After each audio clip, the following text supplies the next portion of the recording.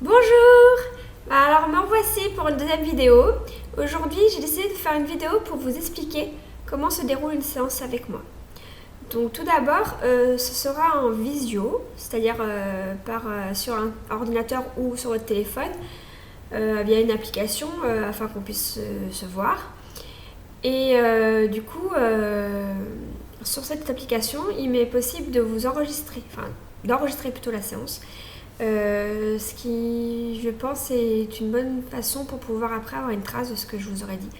Parce que c'est vrai que des fois les messages vont assez vite, il y a beaucoup de messages et du coup après coup on a l'impression de ne pas avoir tout retenu, donc ça permet d'avoir une trace pour vous et pour moi. Alors donc en tout début je vous demanderai si vous acceptez d'enregistrer. Si ce n'est pas le cas, vous êtes en droit puisque j'ai pas le droit de vous enregistrer sans votre accord, mais ça sera plus difficile du coup d'avoir un souvenir pour vous. Alors en fait la première possibilité c'est si vous me contactez pour contacter justement un défunt en particulier. Donc pour cela il me faut son prénom, son nom, sa date de naissance, c'est bien. Si possible, surtout si ça fait longtemps qu'il est parti, sa date de fin de vie. Voilà, et puis votre nom, votre prénom, comme ça, si c'est quelqu'un que vous connaissez, quelqu'un d'autre famille, j'appelle vraiment en fonction de vous, pour éviter, s'il y a des homonymes, de contacter la mauvaise personne. Donc du coup, moi je la contacte, et en fait, je suis ce qu'on appelle clairaudiente, ça veut dire que j'entends, mais vraiment de façon très faible en fait, le message, et du coup je m'aide aussi en écrivant le message, ça me permet de fixer les mots, parce que des fois il y a des hésitations, puis des fois entre moi, une expression que je vais avoir l'habitude de dire certains mots, l'âme qui va utiliser d'autres mots, il peut y avoir un mélange, donc écrire ça permet d'être plus sûr du message qui est donné. Donc une fois que l'âme est là, je m'assure que c'est bien elle, et puis je lui demande si elle est passée dans la lumière. Donc là il y a deux possibilités, soit elle est passée dans la lumière, donc là c'est bien, c'est super, et donc après je lui demande si elle a un message à vous transmettre. Si vous avez quelque chose à lui demander, voilà, elle peut vous répondre. Alors je ne pose pas des questions sur l'avenir, donc ça peut être peut-être si vous avez besoin d'être assuré pour un choix, mais je ne poserai pas de questions. Est-ce que je vais trouver du travail? Est-ce que ça va s'arranger avec ma machin? Ou voilà. Non, ça c'est pas mon rôle. Et après, il peut aussi, par contre, l'âme peut avoir des messages à vous dire sans que vous ayez à poser de questions. Donc ça, voilà. Et puis une fois que le message est passé, soit il reste encore un peu de temps, on voit pour une autre âme, ou si vous voulez assurer qu'une autre personne de votre famille est passée ou pas, ou si votre défunt que vous avez contacté vous dit oui mais un tel n'est pas passé, on peut voir pour l'aider. Deuxième possibilité, si c'est votre proche n'est pas passé. Donc là je vais essayer de comprendre pourquoi, quelles sont les raisons. Je ferai une autre vidéo pour vous expliquer les différentes raisons qui peuvent amener à une âme à rester. Et du coup, je vais voir si je peux l'aider.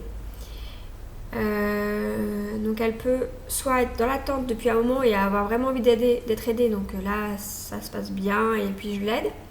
Soit elle peut être un peu plus réticente, encore avoir des doutes. Donc là, ça peut être un travail qui peut être plus long. Donc soit j'arrive à lui dire que c'est la meilleure des solutions, on veut jouer avec vous, si vous avez aussi des choses à lui dire pour l'aider. Soit vraiment il y aura un vrai blocage, donc là je pense que ça nécessitera plusieurs séances, ça peut être long, il peut y avoir des points que la personne voudra régler avant de passer, donc je ne peux garantir en fait qu'en une séance on arrive à la faire passer, mais j'essaye. Et puis donc voilà, après si elle passe, c'est bien, on s'assure qu'elle est bien, et puis il peut y avoir un petit message à vous laisser, et puis après on la laisse profiter de son passage, et il faut la laisser un certain temps quand même avant de pouvoir la recontacter. Donc ça c'était pour la première possibilité de contact, de demande de rendez-vous. Après, j'ai mis une autre possibilité, c'est de vérification d'âme autour de vous. Donc si vous avez l'impression que chez vous, il y a une âme, si pour certains, vous avez l'impression d'entendre quelque chose, ou un ressenti, un frôlement, ou quelque chose comme ça. Alors je parle vraiment de situations où vous n'êtes pas dans la peur. Je ne parle pas de maison hantée ou quelque chose comme ça. Je parle vraiment d'un ressenti où vous avez l'impression qu'il y a quelqu'un qui est avec vous. Et donc vous voulez savoir qui c'est. Donc là, vous ne savez pas vraiment qui contacter. Ou savoir pourquoi elle est là, qu'est-ce qu'elle veut. Donc là, en vous voyant, je peux demander est-ce que quelqu'un présent à côté de vous a envie de nous parler, a quelque chose à nous dire. Donc là, voilà, on voit si quelqu'un se présente. Et puis, généralement, quelqu'un se présente. Donc je lui demande qui c'est, qu'est-ce qu'elle veut. Ça peut être quelqu'un que vous connaissez ou quelqu'un que vous ne connaissez pas du tout. Et donc le but, c'est soit de lui proposer de l'aider à passer dans la lumière, soit si elle ne veut pas et qu'elle n'est pas prête à cela, de lui faire comprendre que vous pouvez pas l'aider si elle n'a pas envie, donc qu'elle aille faire son chemin ailleurs et qu'elle vous laisse tranquille. Voilà, si vous avez des questions sur d'autres points que je n'ai pas abordés, n'hésitez pas à me laisser un message et j'essaierai de vous répondre. À bientôt!